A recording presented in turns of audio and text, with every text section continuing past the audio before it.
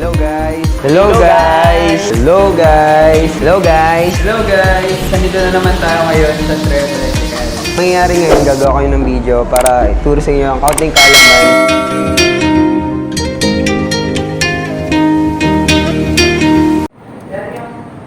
Hello guys! Bali, wala nang intro. So, ito po yung nakikita niyo panel, control panel na pinagawa ng customer namin. So, bali, auto manual po siya. May selector switch, 3 position. And ito yung push buttons po niya. Start, tsaka stop. And meron siyang tatlong indicator light, pilot light. Yung green sa start, red sa idle or sa stop. And yung orange para sa trip or sa fault niya. So, buksan natin. Ayan. Bali ito guys, may dalawang breaker dito. Ito yung sa pinaka main breaker niya. Supply niya dun is 440 volts, 3 phase. And ito yung contactor niya, SC-5-1. So, nasa 8 horsepower siya. And may overload po siya. And yung breaker po niya, 60 ampere. Ayan.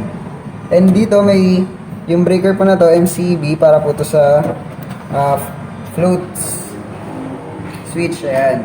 Sa Mach float. Ayan. Tawag ko dito Mach float switch. Level control. Water level control. Ayan.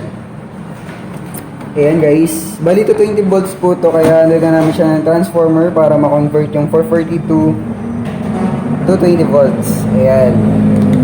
So single phase lang po siya. Ayan. Yung floatless niya. Ayan. So, bali, hindi po namin siya matuturo kasi para po siya sa customer namin, privacy siya. Kaya, ayan, pasensya na po. So, pero kung gusto niyo rin po magpagawa ng mga controls katulad po nito, so, PM niyo po kami. Ayan. Sa FB page po namin. So, or comment po kayo dito. So, subukan natin.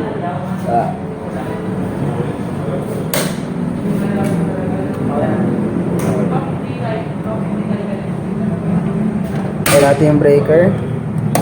Ayan. Sa atin po. Ayan.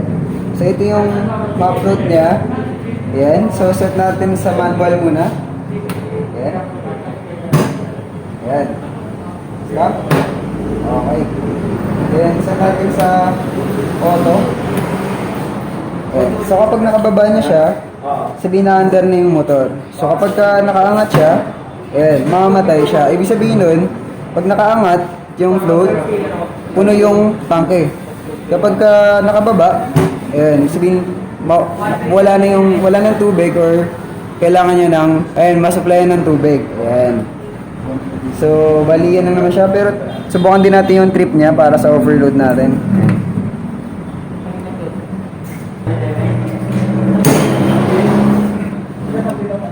So, ayan. So, nakatrip na siya.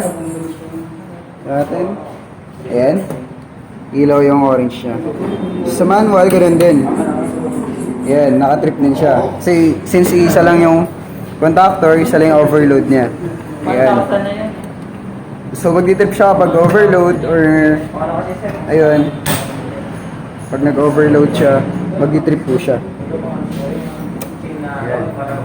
Pwede na naman guys, pag kami naging questions po kayo dito, gusto nyo po magpagawa ng mga control. So, ayan, PM nyo lang po kami. Yun lang po. Thank you.